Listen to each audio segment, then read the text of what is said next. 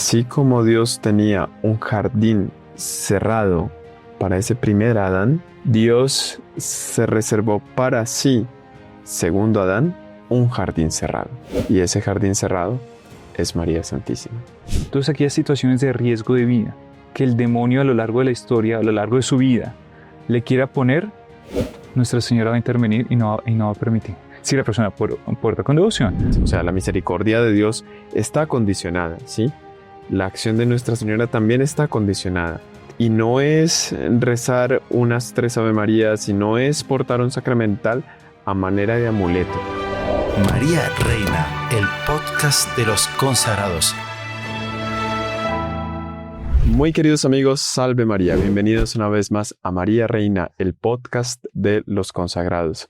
Hoy el tema no puede estar más relacionado con la razón de ser de este programa. Vamos a hablar sobre la devoción a Nuestra Señora y sus beneficios para sus devotos, para aquellos que tienen ese amor y saben manifestarlo con una devoción interna, con una devoción externa.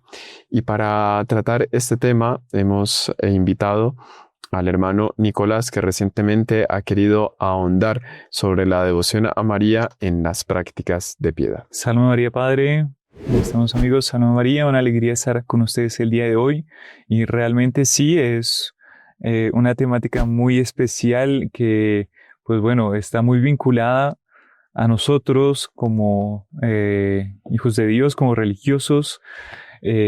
Somos conocidos aquí en Colombia como los Caballeros de la Virgen y pues creo que hace parte de esta devoción de nuestro carisma, nuestra vida, profundizar a cada instante la devoción a la Santísima Virgen, ¿no? Es justamente uno de nuestros pilares en cuanto a heraldos del Evangelio, Caballeros de la Virgen, en la Eucaristía, María Santísima y el Papa. Hoy vamos a centrarnos de ese pilar que es María Santísima y esa devoción. Y bueno, creo que la razón por la que muchas personas se han venido vinculando a esta obra por el método de consagración a Jesús por manos de María, San Luis María Griñón de Montfort, seguro que lo que dice la teología mariana, ¿no? De María nunquam satis, de María nunca se dijo lo suficiente. Es un abismo, por decirlo así, donde Dios agotó su imaginación a la hora de crear, llenándole de dones, de gracias y de maravillas. Realmente, Padre, uno pues estudiando, leyendo al respecto de las maravillas que encontramos en Nuestra Señora, a veces uno queda abismado de tanto cariño, tanto afecto, tanta predilección de Nuestra Señora por sus devotos. Y que, bueno, vino tanta maravilla. Y yo, no, pues eso no puede quedar así, ¿no? Hay que compartirlo. La gracia hay que exponerla, hacerla conocer a los otros. Entonces, esa es la razón y el motivo de este podcast. Bueno, justamente porque usted empezó a exponer lo que estaba leyendo en su entorno, que lo escuchó el equipo editor y dijo, ese tema está muy bonito. Bueno, uno de los argumentos que tienen las personas en contra de la devoción a Nuestra Señora, porque de que los hay personas que están en contra, unos por ignorancia, otros porque no consiguen ver un poco más allá de la superficie, pero uno de los argumentos que usan es que Nuestra Señora no tiene propiamente una mención directa en las Sagradas Escrituras. Obvio que sí, o sea, para nosotros eso está más que demostrado, es una argumentación infundada, ¿sí? Completamente. Pero es real que, de hecho, la providencia con María Santísima ha guardado muchas reservas. Y al inicio de la historia guardó muchas reservas. ¿Reservas en qué sentido? No en cuanto a desconfianza en relación a la Virgen, Claro, sino reservó un misterio que solo conocía Dios durante esa primera fase de la historia de la humanidad. Así como Adán fue colocado en el paraíso terrenal, Eva fue colocada en el paraíso terrenal, nace en el paraíso terrenal. Y este jardín era un jardín de predilección que Dios había creado para el hombre era un jardín cerrado. Tanto es así que cuando ellos son expulsados del paraíso, Dios coloca un ángel que protege la entrada de ese jardín, del Edén. No se puede entrar. Y es muy bonito porque en la devoción mariana se nos enseña que así como Dios tenía un jardín cerrado para Adán, para ese primer Adán, Dios se reservó para sí, la segunda persona de la Santísima Trinidad, segundo Adán, un jardín cerrado. Y ese jardín cerrado es María Santísima. Y por esta razón de ser un jardín cerrado en el cual Dios depositó todas sus complacencias, llenándole de maravillas, de dones, de gracias, el Verbo se hace carne en María, y solo hasta los 30 años de nuestro Señor, que comienza la vida pública, es que, por así decir, de alguna manera se interrumpe, porque obviamente que no, pero físicamente sí, se interrumpe ese degustar constantemente de ese jardín. No sé si tiene algo a decir de esta reserva del Espíritu Santo hasta este momento de la historia de la humanidad. Obviamente la teología de la historia nos enseña que el plan de Dios tiene fases, ¿no? Claro, exactamente. Y que, bueno, usted lo mencionó al inicio, pero realmente en Nuestra Señora, que es pues, utilizando esa figura que usted mencionó del jardín cerrado, ella encierra en sí cantidad de misterios, cantidad de maravillas que podríamos tomarlo como un tesoro que realmente yo creo que la humanidad a lo largo de los siglos no ha conocido, no creo que un 50%, creería que es muy osado levantar un 50% de la cantidad de maravillas que hay en Nuestra Señora, y que algo ella ha revelado a lo largo de los siglos, a lo largo de la existencia de la humanidad, tanto en el Antiguo como en el Nuevo Testamento, porque es increíble que ya en el Antiguo Testamento encontramos algunos devotos de la Santísima Virgen. Sí. Y sin ella, antes de haber existido, haber llegado a esta tierra. Y luego en el Nuevo Testamento es curioso que ella pasa en las Sagradas Escrituras, como usted menciona, muy discreta. Ella aparece de una forma muy discreta, pero ella empieza a hacer una actuación muy profunda, muy especial en el alma de las personas, en el alma sobre todo de los devotos, inclusive de aquellos que no son devotos. Como hay muchísimos casos en la historia de conversiones donde ella directamente actuó, donde ella directamente, por su intervención, la persona cambió completamente de rumbo, se salvó, se salvó su alma, se salvó de una enfermedad, se salvó de una situación terrible, peligrosa. Y ahí es en donde entraríamos propiamente en lo que sería la temática del programa del día de hoy. Esas promesas que han empezado a ser reveladas por la Santísima Virgen a los devotos de ella. Son promesas que son muy simples, son consecuencias muy grandes que una persona puede alcanzar solamente con cumplir algunas condiciones a veces tan sencillas, tan fáciles, que usted dice, bueno, es que si la persona no se salva o si la persona no saca provecho de esto, es porque realmente no quiere salvarse, o sea, no está despreciando la ayuda que Nuestra Señora de una forma maternal, generosísima, nos brinda a cada instante. Ahora usted mencionó devotos de Nuestra Señora antes del nacimiento de ella. ¿A qué está haciendo referencia? Entonces, sí, devotos de Nuestra Señora. Bueno, nosotros tenemos el plan de la creación. Nuestro Señor Jesucristo, claro, tenía el plan de la redención. La parte auge de la historia está en la venida de nuestro Señor Jesucristo aquí a la tierra. Y efectivamente, pues, propiamente la historia gravita alrededor de ese hecho, de la redención. Todos nosotros tenemos nuestra razón de ser por la redención, por la venida de nuestro Señor Jesucristo aquí en la tierra. Y bueno, en cierto sentido es mucho más fácil verlo posterior a la redención, posterior a la venida de nuestro Señor Jesucristo. Pero antes, ¿cómo explicarlo? Realmente, pues podríamos decir que hubo almas en el Antiguo Testamento que por una cierta predilección de cariño, de afecto de Dios, de la providencia, por esas almas, fueron beneficiadas por el conocimiento de la venida del Mesías.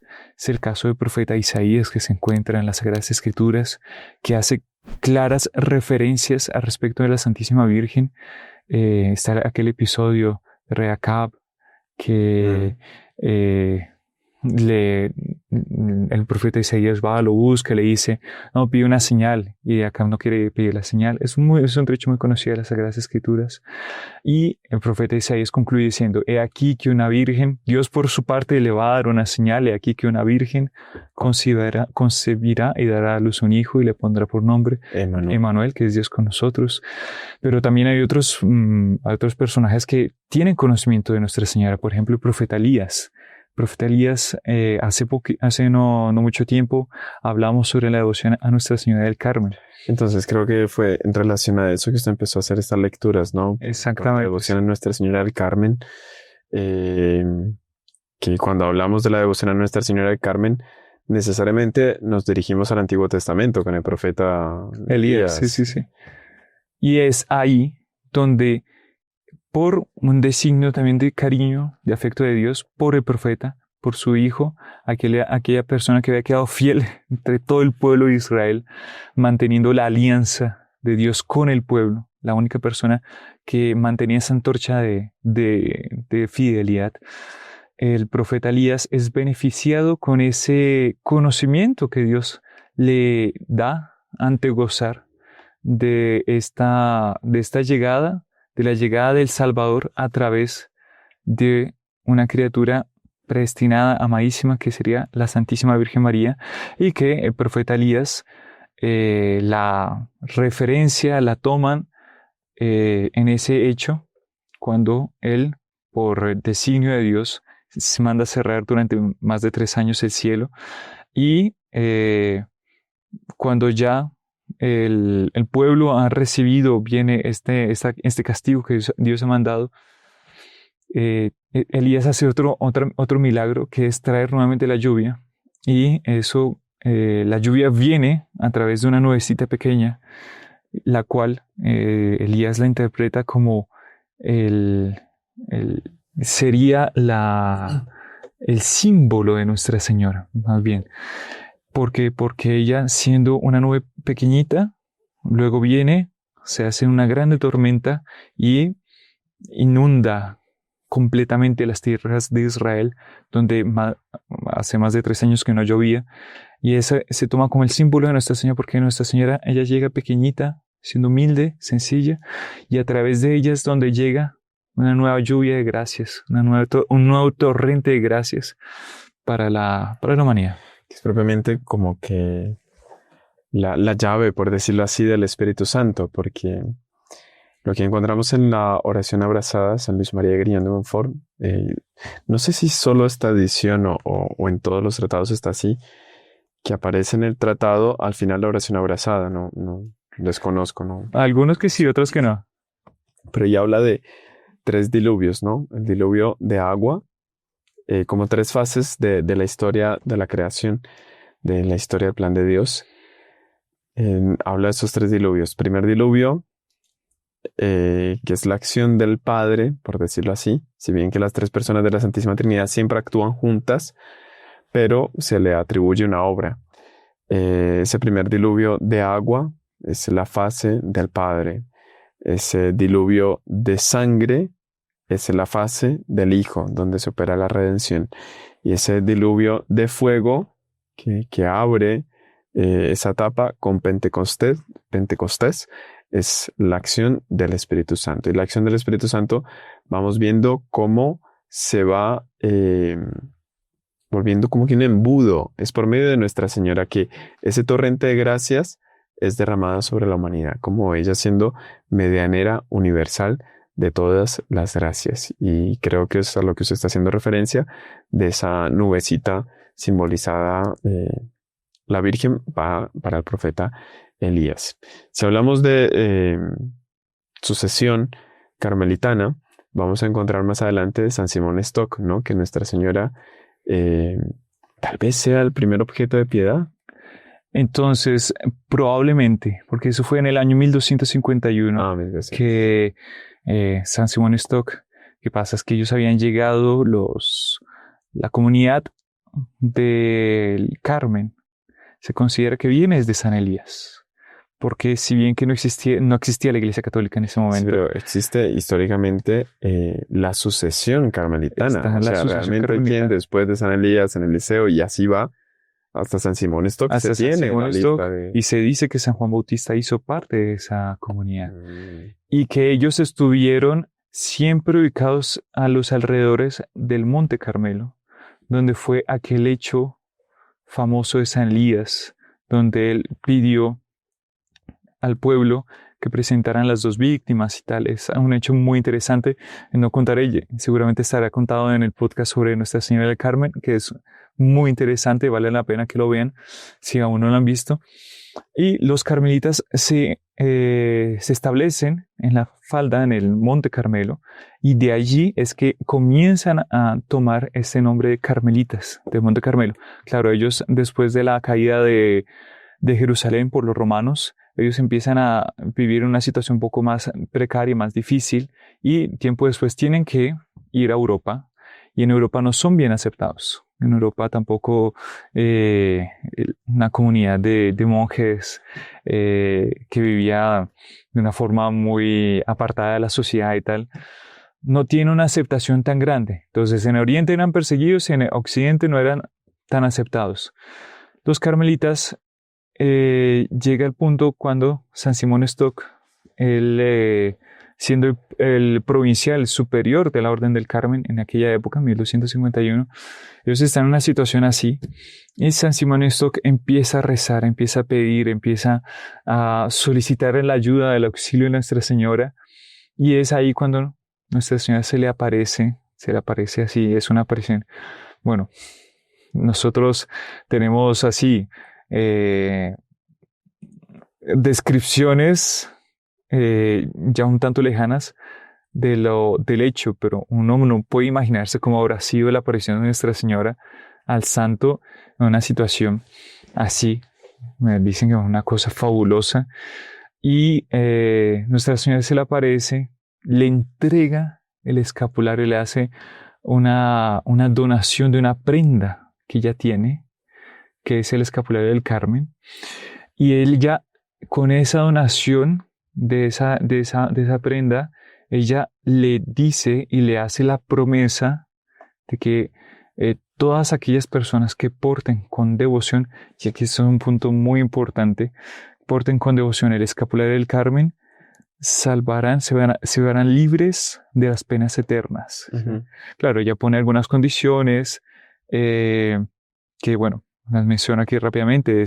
La primera es la guarda de la castidad. La pureza, guardar la castidad según el estado de vida. Exacto. Y la segunda es hacer una oración en la época que, pues bueno, hoy en día existe tal sería, que se llama el oficio parvo, el oficio a Nuestra Señora, que a lo largo de los años, mismo algunos años después, la Virgen se le aparece al Papa de la época, Juan XXII, uh-huh. Y él, para reafirmar y consolidar esta devoción en la Iglesia universal, en la Iglesia Católica. Pero ahí ese es el oficio parvo, de ahí viene el pequeño oficio. Ese es el pequeño oficio. Ah, el pequeño oficio. Ese es el pequeño oficio, sí. Porque está el oficio parvo que se cantan en los monasterios, uh-huh. Y está el pequeño oficio. Entonces, ¿qué pasa? Es que estando ese pequeño, usted me deja un tanto en la duda. Entonces, solo para que los que están asistiendo acompañen. Ya desde en el Antiguo Testamento, quien ejercía el oficio de sacerdote, existían unos salmos ¿sí? Que se recitaban a distintas horas del día. Ujú. De manera que aquel que estaba direccionado al oficio sagrado tuviese que parar varias veces al día, en el cual eso le ayudaba a que se acordase muy bien cuál es su misión, cuál era su vocación. Entonces, está la hora de maitinas a la mañana, la hora de las laudes también en la mañana, la Estaba hora la de día iglesia, dividido en las horas del día. sexta, noa, vísperas completas. De manera que en esas horas, cada una aplicada a la parte del día que corresponde, el alma estaba recordándose de dónde soy, para dónde voy, cuál es mi misión, cuál es mi vocación. Eso es lo que se conoce como el oficio. Un clérigo hoy día reza el oficio divino también con las laudes, con la hora media, ya sea tercia, sexta o nona, vísperas y completas, etc. Ese oficio viene desde el Antiguo Testamento. Claro. Ni siquiera es a partir de nuestro Señor Jesucristo. Ya antes se rezaba la salmodia. Y existe un oficio con esa división de horas dirigido a la Santísima Virgen. Es decir, son salmos seleccionados que se aplican muy bien a Nuestra Señora. Que hacen referencia a ella. Hacen referencia a Nuestra Señora. Es lindísimo. Y Nuestra Señora promueve esa oración Ujú. con el escapulario. Pero el Papa, estaba pensando en el Papa León XIV, en el Papa Juan XXII, el Papa de la época, él le levanta un punto de casuística a Nuestra Señora, imagínense. Eso se le parece también a Nuestra Señora, le levanta un punto de casuística y le dice: bueno, ¿y qué hacemos con la gente que no sabe leer? En la época, ¿no? En la época, gran cantidad de personas que no tenían, digamos, tenemos que ponernos en el contexto, ¿no? Los beneficios de la cultura, de la lectura, de la escritura, no era para todo el mundo. Era una sociedad muy orgánica, muy distinta. Hay que recordar de dónde viene estas personas vienen de los bárbaros. Claro. O sea, no eran personas que fuesen letradas En nada. porque tuviesen esa inclinación cultural. Porque hoy día se ataca mucho que la Edad Media y que era la edad oscurantista. de oscurantismo y que la gente no podía aprender a leer. No era así. Para nada. Al contrario, la iglesia se fue encargando de que la gente empezase a aprender. Pero era un problema que venía por esos orígenes, ¿no? Exactamente. Un detalle muy lindo, muy interesante. Las personas saben cómo aprendían el catecismo. Muchas veces era en las construcciones que habían en medievales. Entonces en los vitrales se colocaba toda la historia de nuestro Señor Jesucristo, los sacramentos. En la iglesia se ponían pinturas para formar precisamente al público que no, pues estaba saliendo de la barbarie, ¿no? Uh-huh. Y que la iglesia quería evangelizar, dar una cultura y que, bueno, ahí empezaban a florecer. Pero bueno, en el caso concreto del punto del escapulario, ahí Nuestra Señora le responde al Papa Juan XXII y le dice: bueno, si la persona no sabe leer, puede cambiar ese oficio por hacer ayuno los días miércoles y viernes. Ayuno y abstinencia miércoles y viernes del año. Bueno, eso fue cambiando a lo largo de los años y después se estableció que podría reemplazarlo por rezar 3 Ave Marías. Las 3 Ave Marías. Rezar 3 Ave Marías en las intenciones de Santo Escapulario. Entonces, bueno, ahí ya vemos varios beneficios que a lo largo de la historia Nuestra Señora ha ido dando y que efectivamente Nuestra Señora así cumple de manera radical, completa, absoluta. Tiene palabra de reina, ¿no? Claro. Bueno, es muy importante porque aquí quien porte el escapulario de Nuestra Señora del Carmen es muy loable, muy recomendable rezar todos los días 3 Ave Marías en las intenciones que Nuestra Señora tuvo en relación a la promesa del escapulario para sus fieles devotos. Uh-huh. Sí. Que no falten esas 3 Ave Marías. De hecho, hay historias muy bonitas de personas que por estas 3 Ave Marías estando a puertas de la muerte y casi que del infierno por una vida bastante cuestionable, Exactamente. no abrió mano a esa propuesta del demonio de renunciar a rezar estas 3 Ave Marías, y Nuestra Señora se agarró de eso para poder salvar esas almas. Tal cual. Hay unas cosas, pero impresionantísimas. Tanto milagros, llamémoslo así, milagros positivos, como milagros negativos, donde queda constatado el efecto y la acción del escapulario. Por ejemplo, había... Eso está contado por un padre, un sacerdote francés muy interesante que tiene varios libros al respecto a Nuestra Señora, de padre Hugo, y él menciona un hecho. Había una comunidad de sacerdotes en Francia, en el siglo XIX, donde los sacerdotes llevaban un estilo de oratorios más o menos al estilo de San Juan Bosco, donde cuidaban de la formación de jóvenes abandonados que habían quedado en situaciones penosas, no tenían familia, habían quedado huérfanos. Y los sacerdotes reunían a estos jóvenes, les daban asilo, les daban la formación religiosa para que después o fueran religiosos o formaran una familia, una sociedad, ya con alguna estructura. Y en cierta ocasión, un sacerdote estaba pasando por los dormitorios en una noche, estaba revisando que las luces estuvieran todas apagadas y tal, y a las tantas ve que en un dormitorio hay un chico joven arrodillado a los pies de la cama. Y el joven a las tantas empieza, pues el sacerdote queda un poco entregado. ¿Qué es lo que está pasando aquí con este muchacho aquí? Y ahí va, se acerca, bueno, ¿usted qué pasa? No sé cuánto. Y le dice, no, padre, es que yo no puedo acostarme ahora a dormir. ¿Por qué no se puede acostar a dormir? Y dices, no, es que, padre, yo siempre fui devoto del escapulario del Carmen y yo no lo tengo ahora. ¿Y qué pasa si yo me muero esta noche sin portar el escapulario del Carmen, padre? Yo no voy a ser beneficiado por las promesas, los beneficios de Nuestra Señora. ¿Pero qué pasó con su escapulario? Le pregunta el padre. No, es que se me averió, se me dañó. Y se lo di al portero para que me lo arreglara, pero no me lo alcanzó a entregar. Y pues bueno, no sé qué hacer, padre. Porque realmente yo tengo el recelo que si muero esta noche, ¿qué va a pasar conmigo?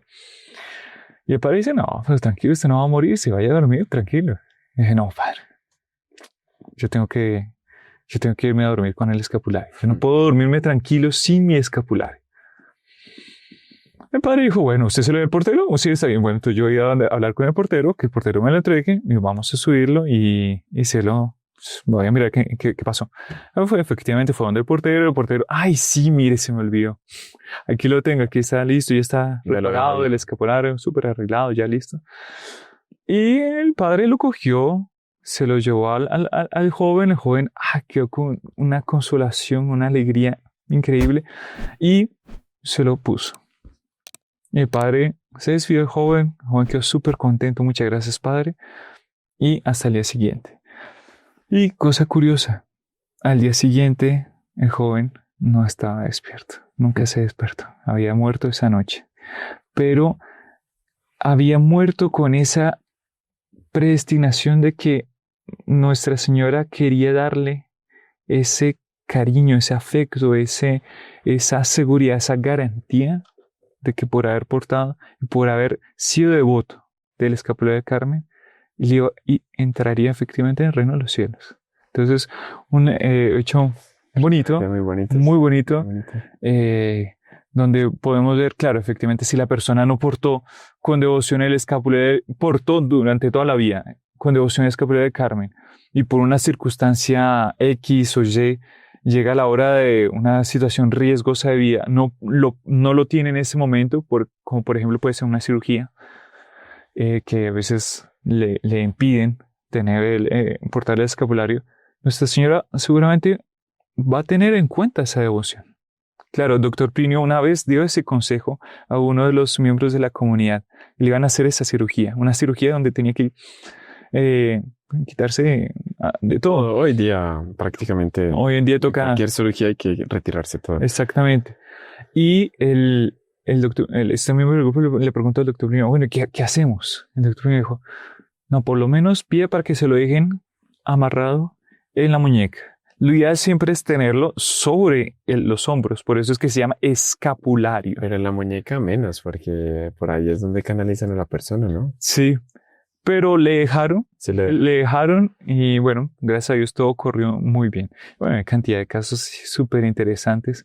Yo no sé si nos da el tiempo ahorita. Entonces vamos a hacer un pequeño intervalo y ya continuamos con hechos que demuestran que sí hay beneficios de entregarse a la Santísima Virgen y ser fiel devoto de ella. Así sí. ¿Será que la devoción a la Virgen María no nos desvía de la única mediación de Cristo Señor?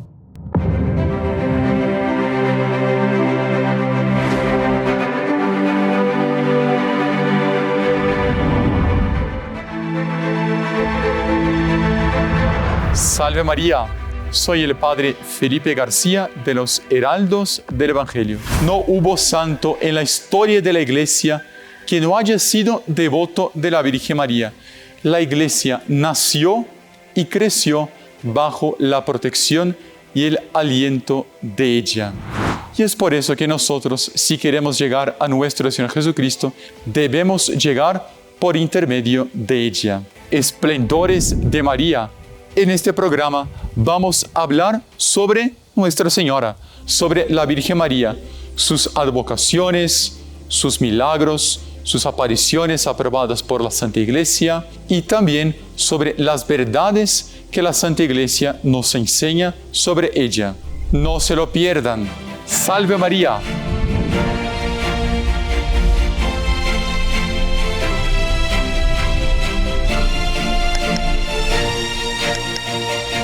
Muy bien, continuamos con nuestro podcast al respecto de los beneficios de la devoción a Nuestra Señora. Cualquiera podría decir, bueno, pero hasta ahora en 30 minutos va uno, pero es importante afianzar muy bien las raíces. Y ahorita que estábamos hablando del escapulario me recordó esto que comenta San Luis María Griñón de Montfort, la relación que hay de la historia de Rebeca, Jacob con Nuestra Señora, para ubicar un poco, contextualizar. Isaac, el hijo de Abraham, se casa con Rebeca, tiene 2 hijos, Esaú, que era más rudo, Jacob, que era un hijo más noble, y que se da esa disputa por la primogenitura. Y Isaac, que tenía más aprecio, cierta predilección por Esaú, por esa rudeza, va a dar la bendición de la primogenitura a Esaú. Rebeca escucha y arma todo un plan para que la bendición de la primogenitura recaiga realmente sobre Jacob y no sobre Esaú. Y viene viene toda una trama fenomenal que monta Rebeca, ¿sí? Rebeca, ¿por qué lo hace? Porque de hecho cabía el derecho de la primogenitura a Jacob. Era una cosa que ellos no tenían conocimiento en su tiempo, pero el primogénito realmente, lo explicaba Monseñor Juan en una homilía recientemente, no sé si se acuerda. El primogénito era Jacob, porque el primero a ser concebido fue Jacob. Exactamente. El primero en salir del vientre materno fue Esaú, pero el primero a ser concebido fue Jacob. ¿Ya? Por eso salió de segundo. Él era el primogénito, a decir verdad, en cuanto a ser engendrado. Ellos no lo sabían en aquella época, pero Rebeca veía esa nobleza en Jacob, y Jacob era muy cercano a Rebeca. Esaú era más bien distante y frío en relación a Rebeca. Y esto lo aplica San Luis María Griñón de Montfort, mostrando cómo Nuestra Señora es una Rebeca en relación a nosotros, que nos va cubriendo con sus capacidades para ser agradables al Padre y así recaiga sobre nosotros esa bendición. Rebeca reviste a Jacob con un vestido específico, con un olor específico, le da en sus manos un plato sabroso para su padre.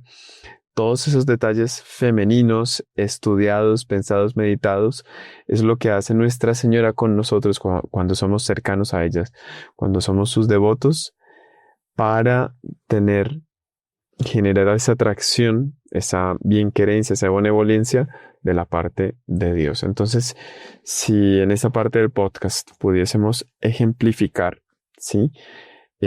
Cómo este papel de esta nueva Rebeca se manifiesta para con los devotos. Este papel de mediación, de predilección, se manifiesta para sus devotos por medio de, no sé, sean o actos de piedad o sean sacramentales, etcétera. No sé, creo que usted con lo que ha leído tendrá herramientas para responder esto. Bueno, pues sí, realmente hay infinidad de milagros y hechos increíbles.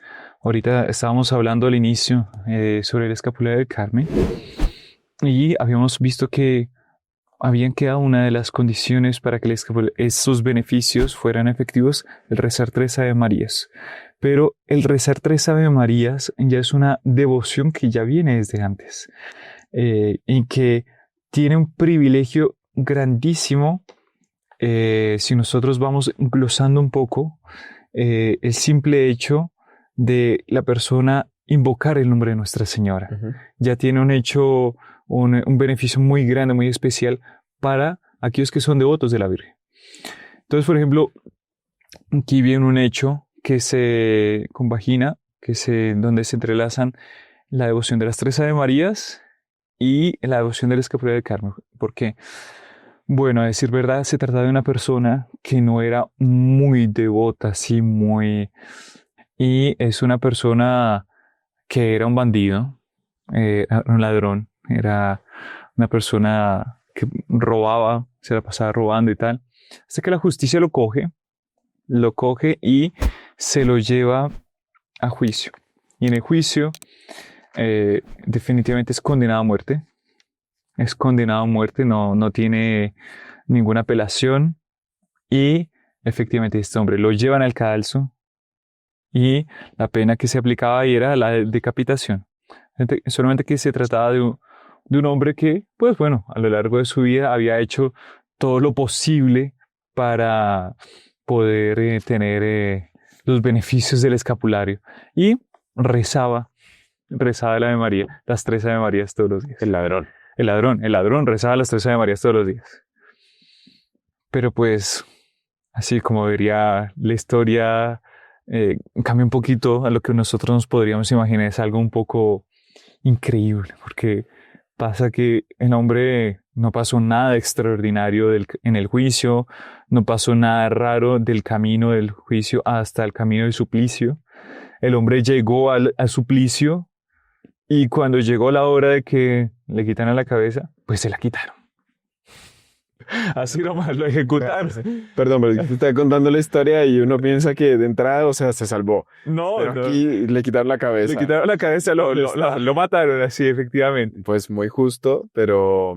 ¿Y las 3 Ave Marías? Entonces ahí está el punto. ¿Qué pasó con la Virgen? O sea, con la promesa de la Virgen, ¿no? Pues, ¿qué pasa? Pasó 3 días. Dejaron el cuerpo ahí, la cabeza a un lado, el cuerpo al otro. Y 3 días después, pasaba por ahí un padre. Y escucha, ¡Padre! ¡Padre! Y el padre por ahí empieza a mirar a ver quién lo llama, ¿no? ¡Padre, padre, aquí! Y el padre empieza a mirar y cuando se da cuenta, oh sorpresa, que es la cabeza de ese delincuente que le está hablando. ¡Padre! Aquí estoy, fulano de tal. Ay, el padre, imagínese la situación. Padre, mire, yo soy el bandido que me mataron, pero todavía no, Dios ha permitido que yo quede en esta situación porque yo fui devoto del escapulario del Carmen y recé con juicio las 3 Ave Marías. Y Nuestra Señora prometió para aquellos que rezaran, portaran con devoción el escapulario del Carmen y rezaran las 3 Ave Marías, que no morirían en la impenitencia, no morirían en pecado mortal. Y yo estoy en esa situación. Yo necesito confesarme. Y ahí el padre, bueno, una situación así, bueno, voy a confesarlo, confesó, cuando le dio la absolución, el hombre con una paz de alma así que se ve reflejada en la fisonomía es donde se reflejan las emociones. El muerto pues, terminó de expirar así, aquel milagro que se había mantenido se suspendió. Y queda patente cómo hasta en una situación así dantesca, llamémoslo así, Nuestra Señora auxilia, Nuestra Señora ayuda, y que por otra, cuando la persona no es devota, cuando muchas veces la persona porta, por ejemplo, que estamos hablando de escapulario de Carmen, porta el escapulario de Carmen como un amuleto, la persona no es ayudada por la Virgen. Entonces es que entra el punto porque, bueno, hasta qué punto el hecho de que usted está comentando que quien quiera constatar que el hermano Nicolás está diciendo la verdad, él está sacando estos hechos del libro Grandes Promesas de la Virgen a sus devotos, de Jeremías López. O sea, no es que Nuestra Señora de alguna manera esté apoyando, aprobando el mal. Para nada. ¿Ya? Justamente es una de las cosas que nuestro Señor de la Divina Misericordia le dice a Sor Faustina: aquellos sobre los cuales recae mi misericordia porque cumplen las condiciones. O sea, la misericordia de Dios está condicionada, ¿sí? La acción de Nuestra Señora también está condicionada. Y no es rezar unas 3 Ave Marías, y no es portar un sacramental a manera de amuleto. Para nada. Seguro que este bandido de alguna manera él quería salir de esa situación y tal vez ya lo había intentado, pero por su debilidad espiritual no lo logró, ¿sí? Uh-huh. Generó el vicio del robo y como que eso le ganó, ¿ya? Y en su devoción, en sus 3 Ave Marías, de alguna manera debería estar pidiendo a Nuestra Señora esa conversión, que es la condición. Es la condición de un estado de vida acorde a la devoción. Cuando la persona no lo lleva conscientemente, es porque está tomando la devoción como un amuleto, ¿sí? Exactamente. Y ahí no se aplica, ahí se pierde el beneficio justamente. Completamente. Entre tanto, Nuestra Señora ve lo que dice Nuestro Señor Dios en las Sagradas Escrituras. Dios no quiere la muerte del pecador, sino que se convierta en viva, y da largas a su justicia para dar chance de conversión. Completamente. Es así, ¿ya? Entonces no es que Dios quiera que una injusticia quede impenitente. Nada va a quedar impenitente. Todo es pesado, contado y medido. Pero los tiempos de Dios son distintos a los nuestros. A nosotros nos gustaría que el sicario, que el ladrón, que etcétera, sean ajusticiados en la hora, les cayese un rayo en la cabeza. Claro. Sería, entre comillas, fenomenal. Pero Dios está pensando en la salvación de esa alma. Sí, y uno ve en confesión, uno encuentra muchísimos casos de gente que lleva una vida totalmente desarreglada y en determinado momento la gracia consiguió penetrar ese corazón de piedra. Y si Dios lo hubiese ajusticiado antes, se hubiese condenado, y Dios no quiere la condenación. Aunque si el alma optó por la condenación, Dios condena. Por ejemplo, hay un hecho, una joven que ella portaba el escapulario porque en la familia, digamos así, le impusieron. Claro, es una forma de decir, pero es algo muy loable que dentro de las familias se divulgue esa devoción de portar con fervor todos estos sacramentales o beneficios, a cumplir con los beneficios que Nuestra Señora da para la salvación de las almas. Y en un caso, una joven que pertenecía a una familia religiosa, llamémoslo así, ella no estaba andando por un buen camino, para nada. Y después de estar en un baile, también siglo XIX, después de estar en un baile, ella dijo: estoy acabada, yo no quiero saber más de Dios, yo no quiero saber más de esta vida, yo no quiero... Y ella sale del lugar y se tira a un río. Se mata. Intenta matarse. Pero curiosamente, en el río, ella queda en un estado donde no está tocando el agua, queda suspendida en el aire. Es una cosa pero curiosísima. Y a las tantas, algunas personas que habían estado con ella en el paine empiezan a buscar, a ver, ¿dónde está fulana de tal? ¿Qué pasó? Y a las tantas se dan cuenta, un hombre se da cuenta que ella estaba suspendida en el aire sobre el río. Y el hombre va a intentarla salvar y apenas se mete en el río se la lleva, lo mata. Y en ese momento es una cosa siniestra, ¿no? En ese momento se le aparece el demonio. Eso está aquí. Sí, se le aparece el demonio. O no sé si está aquí en este libro del padre Jeremías López o en el padre Hugo, alguno de los dos. En esta mesa. Sí. Se le aparece el demonio y el demonio le dice, ¿usted sabe por qué no se ha ahogado como él? Aunque usted haya pecado gravemente. No, espere. El hombre se metió al río y se lo llevó al río. Se lo llevó al río y se ahogó. El que le iba a salvar a ella. Ah. Y ahí el demonio se le aparece después de ese hecho y le dice, ¿usted sabe por qué usted no ha conseguido terminar de ejecutar su falta, su suicidio? Uh-huh. Dice, no, porque usted porta consigo el escapulario del Carmen. Impresionante.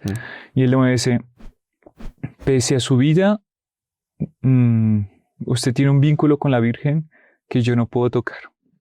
Por eso es que usted no va a morir de esta manera por ese escapulario. Y ahí ella dice, sí es así. Entonces ella se cogió el escapulario. Yo no tengo nada que ver con esto. No sé. Lo otro, quien se cayó y muere. Terrible. Bueno, terrible. Calma. Porque es que aquí cualquiera diría, o sea, el escapulario estaba dando un beneficio a una persona que no estaba cumpliendo la condición. Pero aquí se aplica todo lo que es en la economía de la propia indulgencia. Y es por esa devoción que tenía la familia a Nuestra Señora, claro, que se extendía el beneficio a la hija, quien no llevando buena vida, lo portaba por una costumbre familiar, claro, por una imposición familiar, pero el propio beneficio, realmente quien estaba comprando ese beneficio a los ojos de Dios era la familia, uh-huh, ¿ya? Y se extendió a la chica que portaba el escapulario. Exacto. Y ella aquí, de una forma manifiesta, dice, no, o sea, yo no quiero tener ninguna relación con ese beneficio. Es terrible. Y muere. Muere así en una situación y, o sea, es espeluznante, pero es así. O sea, son hechos que usted dice, eso no puede ser verdad, porque es tan increíble, es tan, digamos, maravilloso que no puede existir hoy en día. Eso no puede pasar, eso no. El doctor Pino decía, una vez le dijeron eso, y el doctor Pino decía, mire, hay muchos hechos que a veces sobrepasan tanto la condición humana normal, uh-huh, que usted dice, no puede ser verdad. Pero, por otra parte, hay cierto lado del alma que usted añoraría, gustaría de poder vivir y conocer ciertos hechos maravillosos, milagros increíbles. El doctor Pino dice, las personas que le pasan esos hechos fantásticos, milagrosos, increíbles, son aquellas personas que con fe creen en esos hechos. Si usted no cree en esos hechos, nunca le va a pasar un hecho extraordinario. Uh-huh. Aquí en el caso, la familia, ¿no? En el caso de la familia, y pues que infelizmente terminó en esa situación. Y aquí solamente para mencionar algunos de los beneficios de portar el escapulario del Carmen. Uh-huh. Aquí está. El escapulario del Carmen es prenda de fraternidad con María Santísima. Ella nos hace hermanos suyos. A nosotros portar el escapulario del Carmen. Es librea o insignia. Segundo, es una librea o insignia con que se distingue. Librea o insignia con que se distinguen los hijos más queridos de ella. Es un distintivo por el cual nosotros debemos enorgullecernos de tener esta predilección afectuosa de Nuestra Señora. ¿Usted quiere saber si usted es un hijo querido de la Virgen? Porte el escapulario del Carmen. Es una es un signo distintivo de predilección de la persona. Tercero, es una prueba anticipada o prenda de grandes misericordias por parte de María Santísima. Cuando los verdaderos devotos de su escapulario se encuentran en críticas circunstancias. Es por ejemplo, un hecho súper interesante. Soldado en la Segunda Guerra Mundial, de la parte francesa. Bueno, ese fue contado en otro programa, no lo voy a contar, ya que me acordé. Voy a contar. ¿Usted lo contó? Sí, voy a contar otro, una familia de alemanes también en la Segunda Guerra Mundial. Ellos eran devotos del escapulario de Carmen y se enteraron que esa ciudad, ese pueblo donde ellos vivían, iba a ser bombardeado esa noche. Y bueno, una situación difícil porque un bombardeo arrasa con todo. Y ellos se confiaron a la protección del escapulario de Nuestra Señora de Carmen y se refugiaron. Efectivamente, esa noche fue un bombardeo brutal. La casa de ellos fue completamente arrasada y ellos salieron sin ningún rasguño de ese bombardeo. Fue una cosa impresionante. ¿Por qué? Devotos de Nuestra Señora son salvados. Voy a contar, creo que solamente para recordarlo. Soldado francés estaba en la Segunda Guerra Mundial, es seleccionado para ir al frente de batalla, a ir al frente a hacer un reconocimiento y hace parte de, bueno, pues en el lugar hace parte de las costumbres militares, que los soldados siempre tienen que estar afeitados, por lo menos en esa época. Uh-huh. Y en ese momento, pues en ese reconocimiento, este soldado va en medio del lugar donde se encontraba, que era un tanto más peligroso. Él se empieza a hacer la barba, se empieza a afeitar, cuelga su escapulario para afeitarse en un alambre de púas, yo no sé cuántas, y ahí tocan, bueno, tenemos que volverse al campamento. Él vuelve al campamento corriendo y cuando llega al campamento dice, ¡ay! Se me olvidó el escapulario de Carmen allá. Imagínense. Y en esa situación dice, busque comandante, yo no voy a continuar así la guerra, ¿eh? Yo tengo que volver por mi escapulario de Carmen, ¿eh? Y el comandante dijo, vaya usted solo, ¿eh? O sea, olvídese, ¿eh? El soldado, bueno, yo voy solo por mi escapulario. Y fue por el escapulario, sí, en una zona de mucho más riesgo. Sabían que el enemigo estaba más cerca. Y consigue llegar a donde le estaba el escapulario, queda más tranquilo, bueno, ya. Se lo pone. Se lo pone, pase lo que pase, ya tengo mi escapulario. Oh, sorpresa, que cuando vuelve al campamento no había un ser humano vivo. Los alemanes habían bombardeado el campamento. Y el único que sobrevivió por el escapulario de Carmen fue este hombre. Impresionante. Entonces, este punto. Ahora, pero espere. O sea, no quiere decir que quien porta el escapulario, Nuestra Señora lo va a librar siempre de la muerte, porque mucha gente murió con el escapulario. Ah, sí. El punto es en orden a qué se aplica este beneficio, en orden a qué se aplica la devoción. Y es sobre todo porque llegan muchos casos que personas un tanto afligidas y dicen, no entiendo por qué Dios se lo llevó, un familiar. Él era bueno, era una persona generosa, era una persona caritativa, era una persona afectuosa, me está haciendo mucha falta. ¿Por qué Dios se lo llevó? No entiendo, estoy peleado con Dios. Eso lo explica lo explica aquí el autor. A ver. Él dice, el escapulario del Carmen, una de las promesas que estaba intentando buscar, no la encontré, me acuerdo. Uh-huh. Dice, la persona que porte con devoción el escapulario del Carmen va a sufrir en su vida lo único indispensable o lo único que sea necesario para su salvación eterna, para conseguir su purificación del alma y conseguir el premio eterno. Por lo tanto, todas aquellas situaciones de riesgo de vida que el demonio a lo largo de la historia, a lo largo de su vida, le quiera poner, Nuestra Señora va a intervenir y no va a permitir. Si la persona porta con devoción. A ver, entonces aquí está el punto. Está ordenado a la salvación eterna del alma. Exacto. Lo que pasa es que nosotros vivimos en un contexto, no estamos en la Edad Media, donde la fe es mucho más intensa y da pie a que la providencia pueda actuar de esta manera tan milagrosa. Y alguien podría objetar, bueno, o sea, yo pasé por esa situación, un familiar tenía el escapulario muy devoto y así todo falleció y tal vez en una situación bastante dramática. Pero está ordenado a la salvación del alma, ¿sí? Si la providencia ve que es el mejor momento para que esa alma vaya para la eternidad, porque posiblemente más adelante no tenga fuerzas para ser fiel a la gracia, era el mejor momento, ¿sí? Era el mejor momento, o porque ya cumplió su misión. Su misión en esta tierra era, no sé, era específica, ¿sí? La cumplió, ya puede morir, porque ya tiene la garantía de que va a entrar al cielo.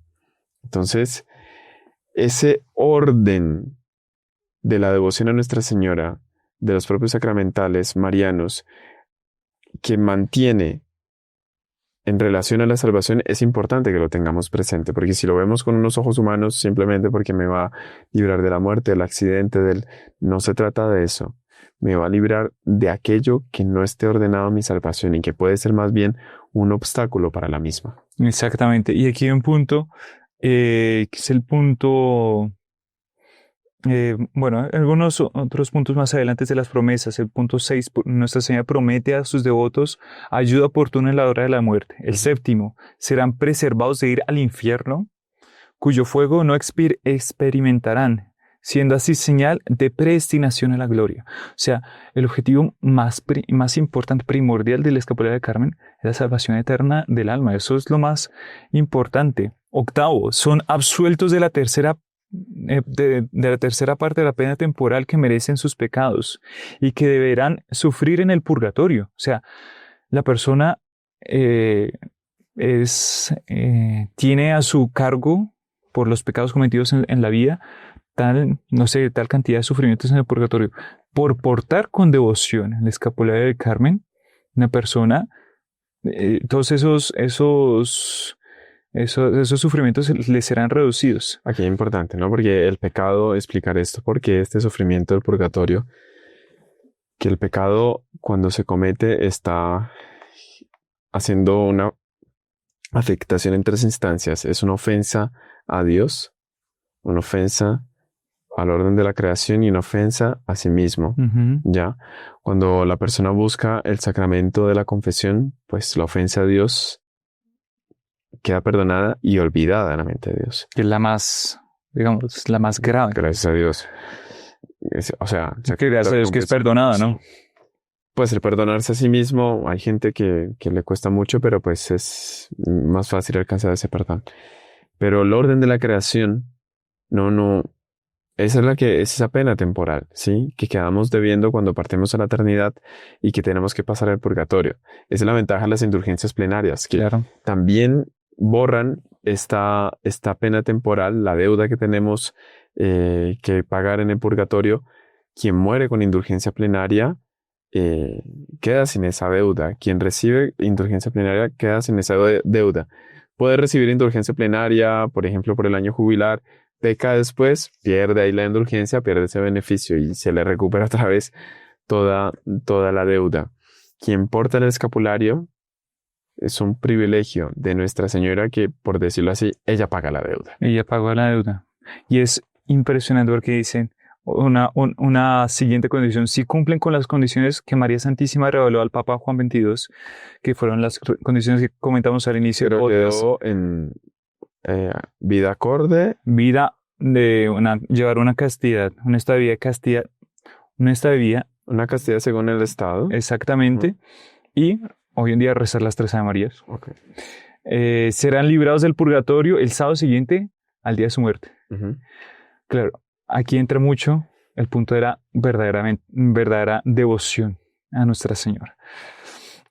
Por ejemplo, se le aparece a Nuestra Señora, se aparece a una santa, Santa Francisca del Santísimo Sacramento, un alma del purgatorio, una monja, compañera de ella. Y le dice, mire, en el purgatorio las personas salen rapidísimo cuando portaron con devoción el escapulario del Carmen. Hay personas que portaron con portaron, pero sin inmutarse mucho. A veces portaron así porque pues se lo pusieron y ya. Esas personas duran más ahí en el purgatorio. Ese cumplimiento de esa promesa no se hace tan literal, porque pues, la persona no tenía devoción a lo que estaba haciendo, lo que estaba aportando. Entonces la importancia de la devoción a este sacramental tan interesante, tan bonito, tan especial. Y bueno, pues aquí hay otras promesas súper lindas, súper interesantes. Por ejemplo, aquí estaban promesas, antes del Ángelus que ahorita rezábamos, promesas a los que invocan el nombre de Nuestra Señora. El solo nombre María. María. ¿Cómo repercute en la persona que invoca el nombre de Nuestra Señora? Es una cosa lindísima porque, por ejemplo, aquí viene una de las razones por las cuales nosotros saludamos siempre Salve María. Yo no sé si usted alguna vez se preguntó por qué nosotros nos saludamos Salve María. Pues viene la primera vez, pero... aquella historia de San Bernardo de Claraval, un alma muy devota de la Santísima Virgen María, y que él tenía la costumbre de invocar a cada instante el nombre de Nuestra Señora.